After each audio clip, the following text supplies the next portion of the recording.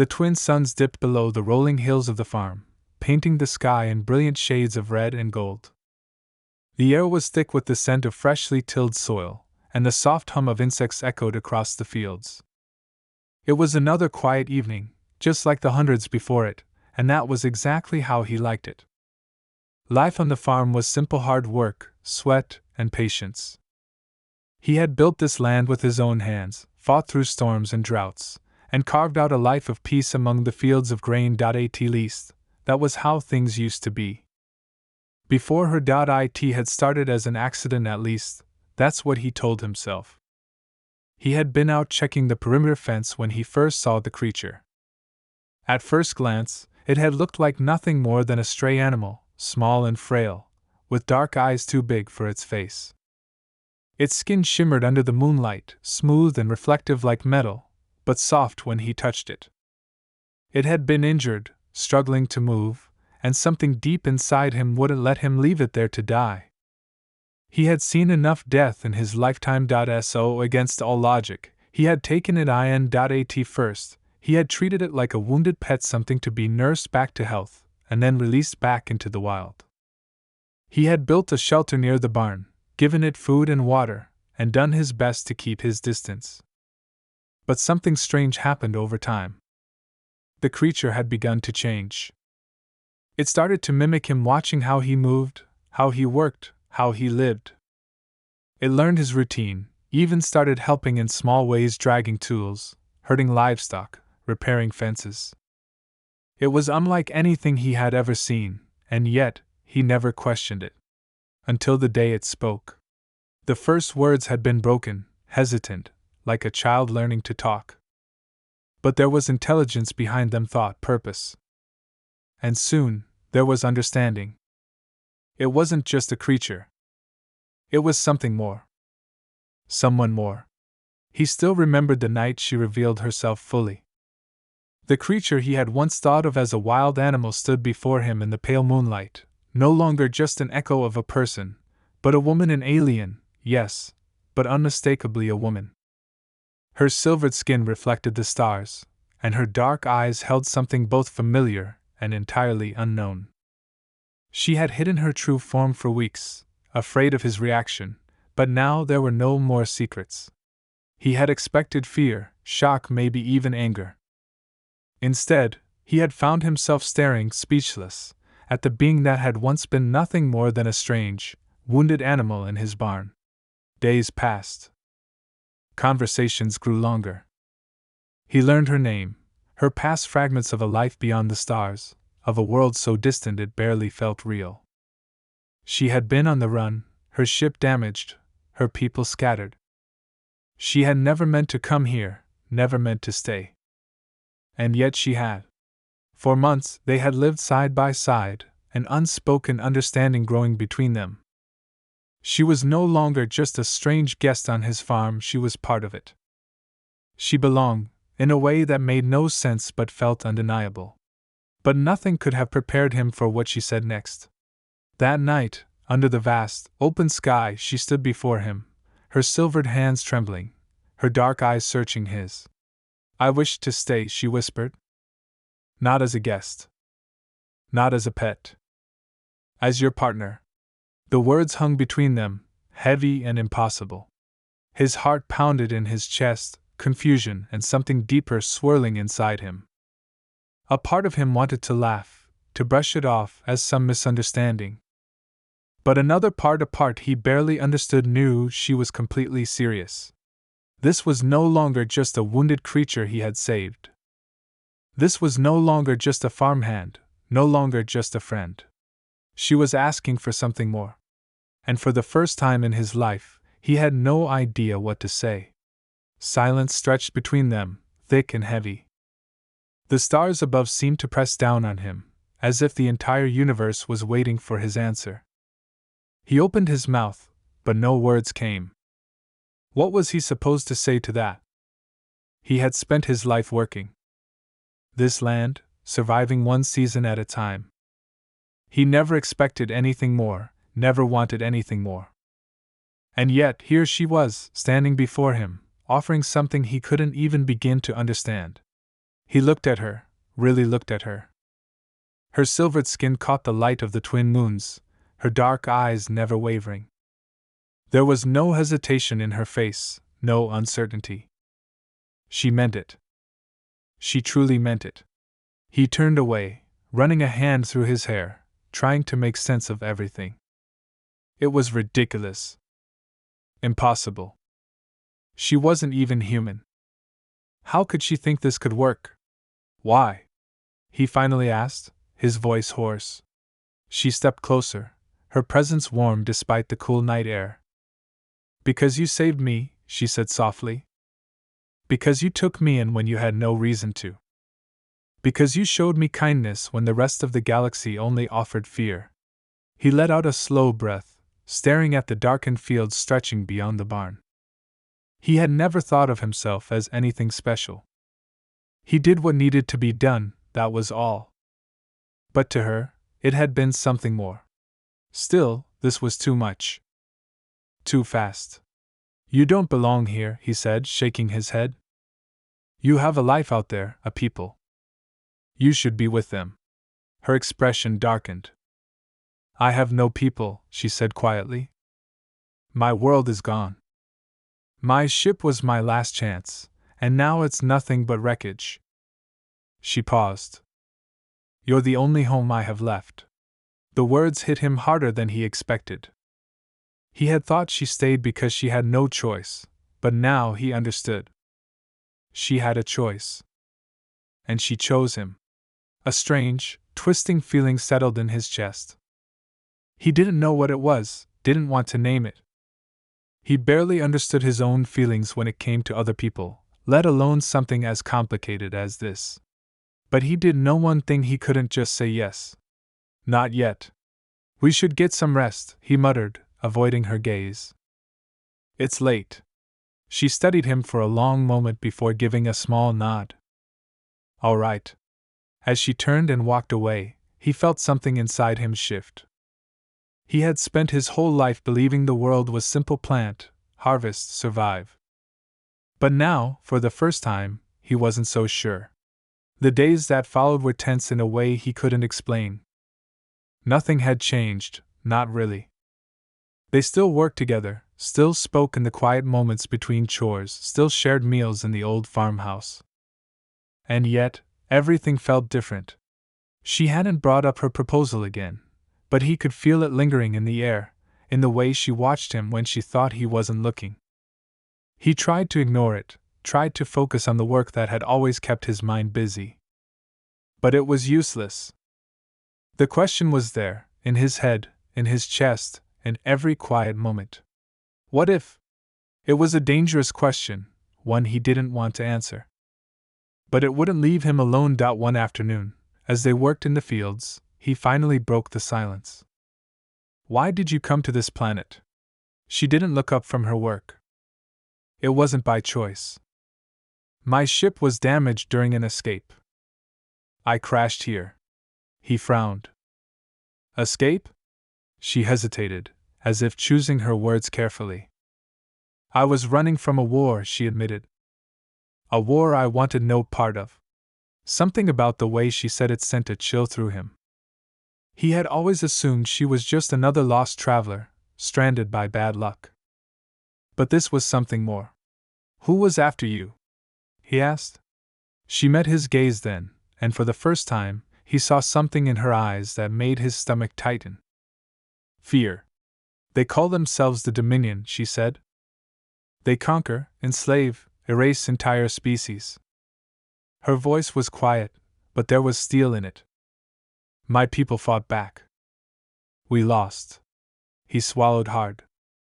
He had always known there was life beyond his little farm, beyond this small corner of the universe. But hearing it from her, seeing the weight of it in her expression, made it real in a way he wasn't ready for. What do they want with you? He asked. Her jaw tightened. I was a soldier. One of the last. A soldier. That explained a lot. The way she moved, the way she worked, the quiet strength in her every action. She wasn't just some lost traveler, she was a survivor.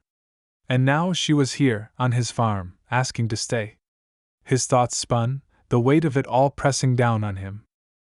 He had taken her in because she needed help, but this was bigger than he had ever imagined. If the Dominion was still looking for her, if they ever found her, his hands clenched at his sides. She wasn't safe here. And yet the thought of asking her to leave made something inside him twist painfully. That night he barely slept. His mind raced, running through every possible scenario, every risk, every choice. He had spent his life making practical decisions, doing what made sense. But nothing about this made sense. The next morning, he found her by the barn, staring up at the sky. "They'll come looking for me," she said without turning around. He tensed. "Are they already here?" "No," she said. "Not yet." He stepped closer, searching her expression. "But you think they will?" She nodded. "They always do." A long silence stretched between them. He should have been afraid. Maybe he was. But more than that, he felt something else, something heavier, something that had been growing since the night she first spoke. She had no one else. Nowhere else. He looked out at the fields, at the land he had spent years building, and made a decision he never thought he'd make. "If they come," he said, his voice steady, "we'll deal with it." She turned to face him, eyes wide with something that looked like hope. "You mean that?" she asked. He nodded. "Yeah." For the first time since she had arrived, she smiled. And just like that, everything changed. The days stretched on, heavy with unspoken words and quiet understanding. He didn't ask her again if she was sure, and she didn't bring it up. But something had changed. It was in the way she moved, the way she stayed close, the way her eyes lingered on him just a little longer than before. He didn't know what to do with it. He had spent his whole life living one season at a time, never thinking much beyond the next harvest. But now, every time he looked at her, he felt something new, something uncertain. He told himself it was just worry, just caution. She had enemies. That was the only reason he was thinking about her so much. But deep down, he knew that wasn't the truth. One evening, as the sky turned a deep orange, they stood by the fence watching the fields sway in the wind. It was a rare quiet moment, either of them speaking, just listening to the rustling of the crops and the distant hum of insects. Then she broke the silence. "You don't trust me." He turned his head, startled by her words. "That's not true." She met his gaze, unreadable.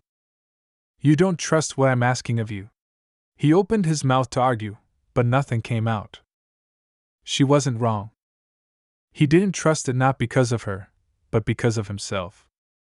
Because he had never let anyone in before, never let anyone stay. Before he could answer, something in the sky caught his eye. A distant flicker, high above the fields. Too high for a shooting star. Too still for a passing ship. She saw it too. Her entire body tensed, her fingers curling into fists. "They found me." His stomach turned cold. He had known this was coming. Had felt it creeping closer with every day she stayed. But now, standing here, staring at the tiny blinking light in the sky, it felt real in a way he wasn't ready for. "How long do we have?" he asked, voice low. She tore her eyes away from the sky, her expression grim. "Not long." Something shifted inside him, something sharp and certain. He had spent too long hesitating, too long questioning. There was no time for that anymore. He looked at her, at the fear hidden behind her steady gaze, and made his choice. "We're not running," he said. Her eyes widened slightly. "You don't understand. The Dominion doesn't leave loose ends." "Then we'll make sure we're not loose ends." She stared at him for a long moment, as if searching for something. Then, slowly, she nodded. That night they prepared. He wasn't a soldier. He wasn't a fighter. But he knew this land better than anyone, knew its hills and valleys, its hiding places and high ground. And more importantly, He knew that he wasn't about to let them take her. She worked in silence, her movements precise, efficient. He could see the soldier in her now, the training, the discipline. It was a side of her he had only glimpsed before, and it made something inside him tighten. "Are you scared?" he asked as they moved supplies into the barn, fortifying what they could. She hesitated before answering. "Not for myself." He understood. He felt the same way. The next day, the sky was too quiet. No birds. No wind. Just a thick, suffocating stillness. Then the ship came. It wasn't like the old rusted freighters he had seen passing through the sky before. It was sleek, dark, like a shadow moving against the clouds. It hovered over the farm, silent, watching. Then the voices came, metallic and cold, echoing from the ship's speakers. "Hand her over." She stood beside him, her shoulders squared, her expression unreadable. He stepped forward before she could speak. "No." A long silence. Then a hum, deep and vibrating, as the ship lowered toward the ground. She grabbed his arm, her grip firm. "It's not too late to change your mind." But it was. It had been from the moment he found her in the fields. He met her gaze. "We stand together." The air grew heavy, thick with the weight of what was coming. The ship's engines roared, kicking up dust and debris. A hatch opened, and figures began to descend. Tall. Armored. Weapons in hand. She exhaled slowly. "They won't stop until one of us is gone." He nodded, his heart pounding. Then the first shot rang out. The first shot cracked through the air, shattering the silence. He barely had time to react before she pulled him down behind the cover of an old cart. Dirt kicked up around them as more shots followed, slamming into the wooden frame and scorching the ground. The Dominion soldiers moved fast, their dark forms advancing with practiced efficiency. He could feel her tense beside him, calculating their next move. Then she did something he didn't expect. Instead of returning fire, she stood up. His breath caught. "What are you doing?" She raised her hands, stepping out into the open. The soldiers hesitated, their weapons still trained on her. "I surrender," she said. His stomach dropped. This wasn't part of the plan. The commander, a towering figure in dark armor, stepped forward. His voice was cold, mechanical. "You expect mercy?" She didn't flinch. "You want me, not him." "Let him go." His fists clenched. "No." The commander turned his helmeted head toward him. "You have no part in this." "She does now," she said quickly. "He doesn't know anything about the resistance. He's just a farmer." The commander tilted his head, considering. Then, with a slow nod, he signaled to his troops. Two of them moved forward, reaching for her wrists. Something inside him snapped. Before he even thought about what he was doing, he moved. Grabbing the rifle she had given him, he aimed at the soldier closest to her and pulled the trigger. The shot was clumsy, the recoil nearly knocking him off balance, but it hit. The soldier stumbled back, caught off guard. Then all hell broke loose. She reacted instantly, spinning around and disarming the second soldier with a swift motion. The commander barked an order, and more of them rushed in. He fired again, his hands shaking, but this time they were ready. One of them raised a shield, absorbing the shot like it was nothing. Then they turned on him. Before he could react, something heavy struck his side, sending him crashing to the ground. Pain exploded through his ribs as he gasped for air. Boots stomped toward him, weapons raised. He tried to scramble back, but a soldier grabbed him by the collar, hauling him up. The commander loomed over him. "You should have stayed out of this." He struggled, but the soldier's grip was like iron. He saw her fighting, moving like a force of nature, but she was outnumbered. Then the second twist came. The ground trembled beneath them. A deep, guttural sound echoed through the air, low and unnatural. The soldiers froze. The commander turned his head sharply. Something was coming. Then the sky changed. A ripple, almost invisible, spread across the clouds. The air shimmered like a heat wave. He felt it in his chest, a deep vibration, like the very fabric of reality shifting. And then they appeared. Ships. Not Dominion. Sleek, silver, with no visible weapons, just an eerie glow along their hulls. They moved silently, drifting lower. The soldiers turned their weapons toward the sky, uncertain. Then a voice echoed, though no mouths moved. Stand down. It wasn't a command. It was a presence, pressing into their minds, undeniable. The Dominion soldiers hesitated, their weapons trembling slightly. The commander growled but did not give the order to fire. She exhaled sharply, eyes widening. No, it can't be. He turned to her. What? She didn't answer. The ships hovered lower, the glow intensifying. Then, just as suddenly as they had arrived, figures began to descend. Not soldiers. Not machines. Something else. Something no one had expected. The figures descended without a sound, their forms glowing faintly in the dim light. They weren't human, nor were they like the Dominion soldiers. Their movements were fluid, almost weightless, as if gravity barely touched them. The air grew heavy with something unspoken, a force pressing against his chest, making it hard to breathe. The Dominion commander stiffened, his grip on his weapon tightening. This is not your concern. The beings did not answer. They simply stood there, their presence alone enough to shift the balance. He could feel it in the air, an unspoken authority, something even the Dominion feared. She exhaled, stepping closer to him. I didn't think they were real, she whispered. He kept his eyes on the new arrivals. Who are they? She swallowed hard. The Watchers. The name meant nothing to him, but the way the Dominion soldiers hesitated told him everything he needed to know. One of the glowing figures finally moved, its head tilting slightly toward the commander. A voice, neither male nor female, echoed in the air. You have violated the accord.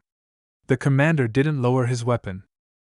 This fugitive belongs to the Dominion. The Dominion does not own the free, the Watcher said simply. A tense silence filled the space between them. The commander's fingers twitched near the trigger. We do not answer to myths. The Watcher raised a hand. A pulse of energy rippled outward, invisible yet undeniable. The Dominion soldiers staggered back, their weapons short-circuiting in their hands. Sparks flew as systems overloaded, armor locking up, rendering them motionless. The commander struggled, his suit sparking, but he remained standing.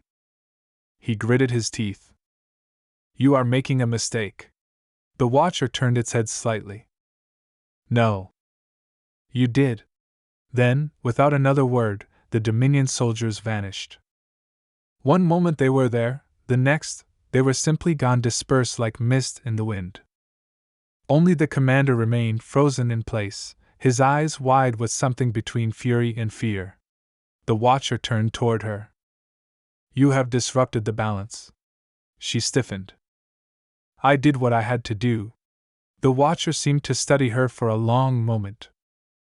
Then its gaze shifted to him. He felt something press against his mind, not words exactly, but a presence. It was like being seen, truly seen, in a way he had never experienced before. You do not belong in this war, the Watcher said. He took a shaky breath. Too late for that. A silence stretched between them. Then, for the first time, the Watcher's glow dimmed slightly, as if acknowledging something unspoken. Perhaps. The air around the commander shimmered. Then, just like his soldiers, he was gone. The field was silent. She let out a slow breath, her shoulders sagging. It's over. But he knew better. He turned to the Watcher. What happens now? The glow pulsed faintly. Now she must choose. She frowned. Choose what? The Watcher tilted its head. Your place. The Dominion will not stop hunting you. And its gaze flickered toward the farmer, is marked now. He will never be safe. His stomach twisted. He had known he was risking his life by standing with her, but hearing it confirmed made it real in a way he hadn't prepared for. She stepped closer to him. Then we run. The Watcher's glow brightened. No. You do not run. You rise. He frowned. What does that mean? The Watcher extended a hand toward her. Come with us. She hesitated, glancing at him. And him? The Watcher did not answer. The silence stretched, heavy and unspoken. Then she turned to him, searching his face. I won't leave you. His heart pounded. Then we fight. A final pulse of energy filled the air, and the Watchers began to fade. But before they disappeared completely, one final whisper brushed against his mind. Then prepare for war. And just like that, they were gone. The field was still once more, the sky dark and endless above them.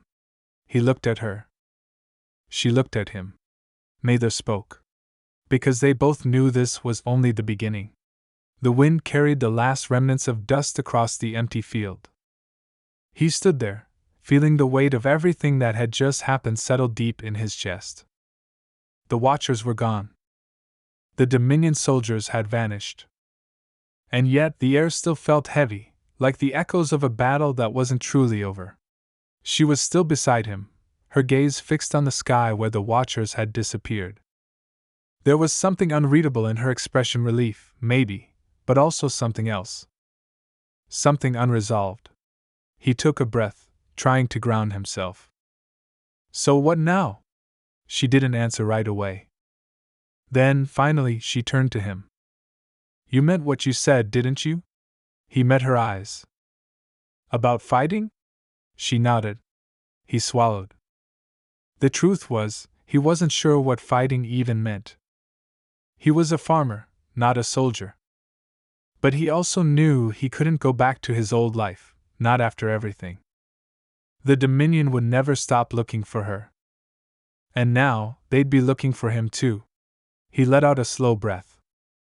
Yeah. I meant it. She studied him for a moment, as if searching for any sign of hesitation. Then, without a word, she reached out and took his hand. It wasn't a romantic gesture. It wasn't dramatic. It was something else, something simple. A quiet understanding.